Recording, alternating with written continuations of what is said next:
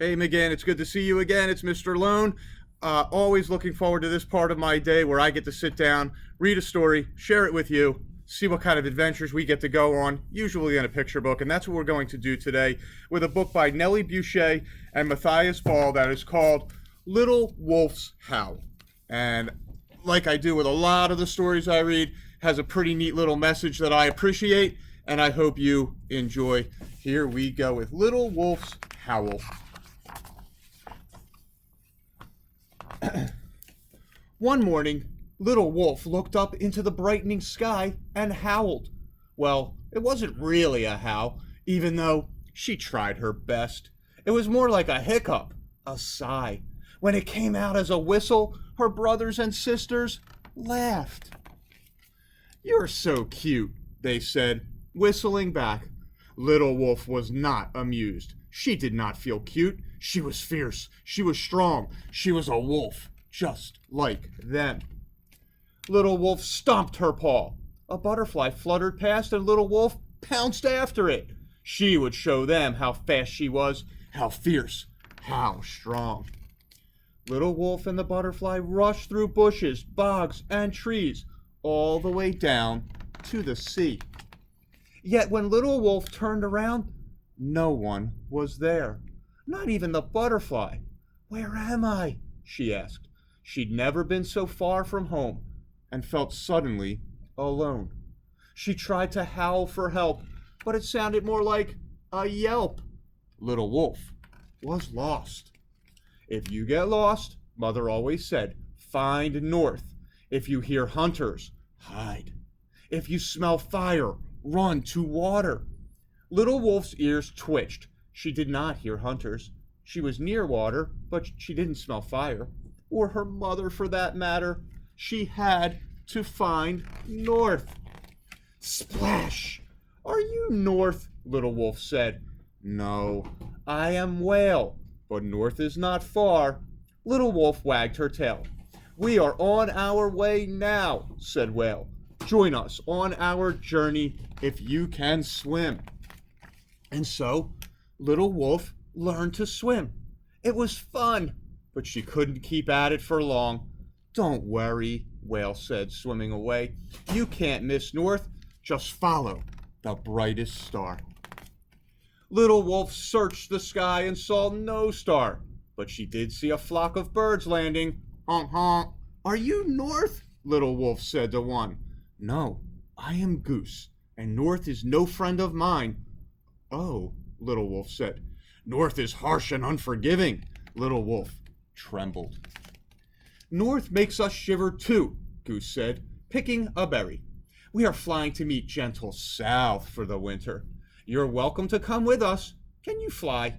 And so Little Wolf learned to fly, or at least to jump very high. "Don't worry," Goose said. "We'll show you the way. You can follow from land." Little Wolf turned to follow Goose and, bumped into a furry mountain. When she looked up, Goose was gone. A fearsome beast looked down at her. "Are you north?" squeaked Little Wolf. "No, I am Bear." Little Wolf was relieved, but tired of searching too.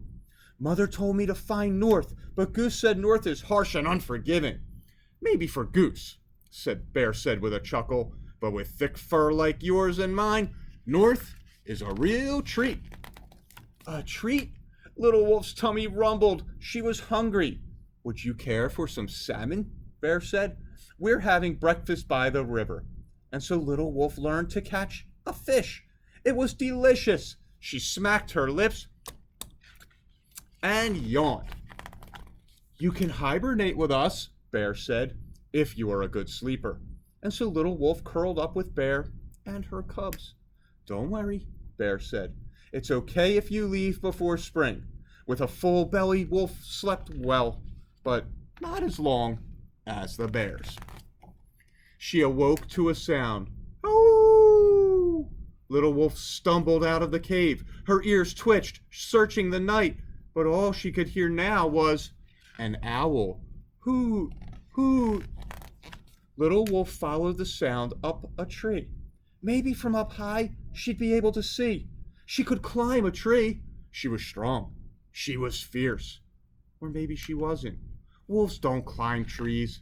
She slid to the ground. Little Wolf howled at the moon. It was no more than a whisper. She missed her mom. I'm not even a real wolf, Little Wolf said to the moon, who said nothing. The moon wasn't the brightest light in the sparkling sky. Next to it, a star beamed back at her, pulsating like it was jumping up and down, trying to get her attention. Little Wolf yelped, and this time she meant to. There it is, she said, remembering Whale's words. The brightest star.